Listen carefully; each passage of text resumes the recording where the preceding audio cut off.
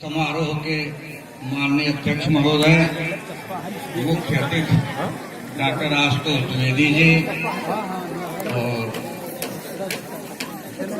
OP Shukla ji, doctor Praveen Kumar ji, doctor प्रबुद्ध मिश्र जी और विद्वज्जन पत्रकार बंधुओं, छात्र और छात्राएं, अध्यापक वृंद और देवियों और सज्जनों, यहाँ आकर के मुझे बड़ी प्रसन्नता हुई। प्रसन्नता के कई कारण हैं, लेकिन एक कारण तो यह है कि हमारे गुरुदेव धर्म सम्राट परम पूज्य श्री स्वामी करपात्री जी महाराज की जन्मभूमि है और ये मेरे लिए धर्म है। ये ग्रामीण अंचलों में शिक्षा की व्यवस्था और शिक्षा का प्रचार प्रसार, इसका शास्त्र आदेश देते हैं। शास्त्रों का कथन है कि जो व्यक्ति विद्या को दूर दूर तक ले जाता है, मनुस्मृति में मन महाराज कहते कि शिक्षा को लोगों के द्वार तक ले जाना, इससे बढ़कर पुनीत कार्य दूसरा और कोई नहीं होता।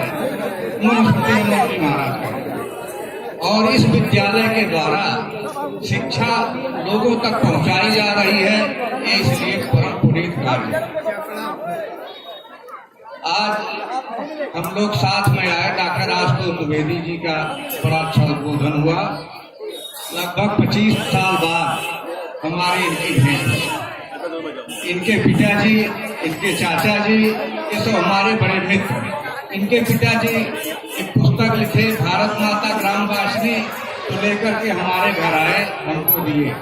उस समय ये शिक्षा विभाग में पीईएस में सेलेक्ट हुए थे और बुंदेलखंड के किसी जनपद में बेसिक शिक्षा अधिकारी थे। इनको बड़ी उद्विग्नता थी, नौकरी छोड़ना चाहते थे। इनके चाचा जी अंग्रेजी विभाग में, यहाँ पर उस समय तो लेक्चरर थे, डॉक्टर सुरेश चंद्र द्विवेदी जी, उनके घर पर सलोरी में हमारी इनकी भेंट हुई। तो हमने इनको कहा, बड़े आध्यात्मिक और धार्मिक वृत्ति के व्यक्ति, तो हमने कहा ये कार्य होता रहेगा, लेकिन नौकरी नहीं छोड़ेंगे, इसमें लगे रहिए दत्तचित्त पूर्वक। इनके पिताजी भी बड़े बैरागी टाइप के आदमी और हमारे महाराज जी के एक शिष्य थे, पशुपत बाबा, उनके परम शिष्य, परम भाई।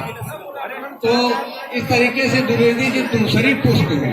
इनके पहले उनके पिता चाचा से हमारे परम मित्र, और ये दूसरी पुष्प है। आज बहुत दिनों बाद इनको पहचान नहीं पाए, इतना इनका स्वरूप परिवर्तित हो गया। तब तो बहुत दुबले पतले ऐसे विद्यार्थी थे जब हमसे भेंट हुई थी, तो मैं इनको पहचान नहीं पाया। अभी जब बताए तब मैंने जाना है। दूसरा, इस कार्यक्रम का जो संचालन कर रहे हैं, जो इस कार्यक्रम का पूरा आयोजन कर रहे हैं, गोपाल कृष्ण मिश्र और उनके भाई हमारे हम नाम हैं। शास्त्रों में अपना नाम लेने का बड़ा निषेध है। आत्मनाम गुरु नाम नामना कृष्ण सिचा श्रेयस कामान ना गिरा ज्येष्ठा पत्र कलत्रियो। कहते हैं कि अपना नाम बार बार नहीं लेना चाहिए, गुरुजनों का नाम नहीं लेना चाहिए। आत्मनाम गुरु नाम नामना कृष्ण सिचा। कंजूस हो, पापी हो, उसका भी नाम नहीं लेना चाहिए। और जिसको अपनी उन्नति चाहिए, उसको अपनी पत्नी का नाम और अपने बड़े लड़के का नाम भी नहीं लेना चाहिए। तो इस ढंग से शास्त्रों में निषेध है, और हमारे हम नाम है जो हमको आमंत्रित किए, राम जी भी समय बार बार कैसे लोग, शास्त्रों का निषेध है तो वो हमसे कहे कि आप आइएगा, तो हमने कहा मैं जरूर आऊंगा। लेकिन आज लगभग यात्रा से लौटे, 1 बजे रात लौटे, बड़ी थकावट थी और प्रोफेसर के.वी. पांडे जी की थकावट के रास्ते नहीं आए, उनके घर से चल करके रास्ते से लौटे। लेकिन हमने कहा कि मैं आऊंगा। यहाँ आकर के बड़ी प्रसन्नता हुई। इन छोटे छोटे बच्चों का कार्यक्रम देखा, इनकी प्रस्तुति देखी, इन सबको बहुत बहुत बधाई, बहुत बहुत आशीर्वाद। और ये हौसलों की उड़ान है और इनके हौसले हैं कि आगे बढ़ते रहे। द्विवेदी जी ने 2 बातें अपने व्याख्यान में कही। एक तो भारतीय संस्कृति की चर्चा की, दूसरा संस्कारों की चर्चा, और यही 2 चीजों में लोप आ रहा है। भारत की प्रतिष्ठा 2 बातों में है, संस्कृत भाषा और भारतीय संस्कृति। भारत प्रतिष्ठित है संस्कृतम संस्कृति तथा। अब संस्कृति क्या है? कहते हैं कि परंपरागत अनुच्छेद संस्कार को संस्कृति कहते हैं। संस्कारित कैसे होते हैं। हमारे बच्चे जैसे धान है, जौ है, तो इसकी जो कटीली परतें होती हैं इनको हटाया जाता है। तो मूलतः 3 संस्कार माने गए। धान और जौ की कटीली परतों को हटाया गया तो ये प्रथम संस्कार होगा। इसको कहते हैं दोष मार्जन संस्कार। बच्चा पैदा हुआ तो उसके बाद उसको पढ़ाने लिखाने का, गुरुओं के सम्मुख लाने का, तो ये दोष मार्जन संस्कार। धान की कटीली पर हटाई गई, दोष मार्जन संस्कार हुआ, चावल निकाला। अब उस चावल को हीनांग मूर्ति संस्कार, उसमें जल मिला करके आग पर चढ़ा दिया गया। चावल बनाने के लिए, उसमें खीर बनाने के लिए शक्कर डाल दी गई। ये कुछ उसमें हीनांग मूर्ति, कुछ कमी थी, उसको बढ़ाया गया, हीनांग मूर्ति संस्कार।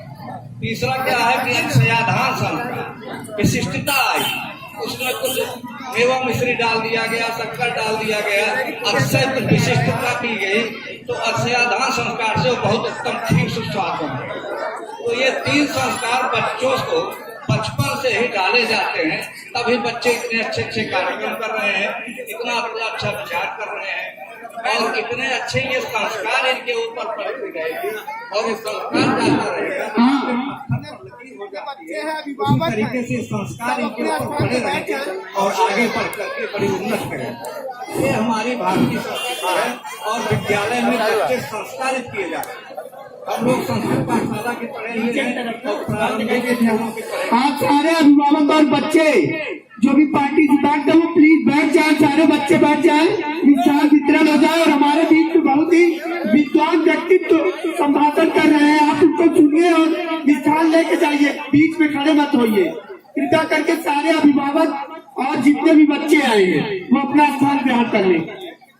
तो इस संस्कारों का जो अभ्यास है, करत करत अभ्यास से जड़मत हो सुजान और रसरी आवत जाते सिल पर परत निशान।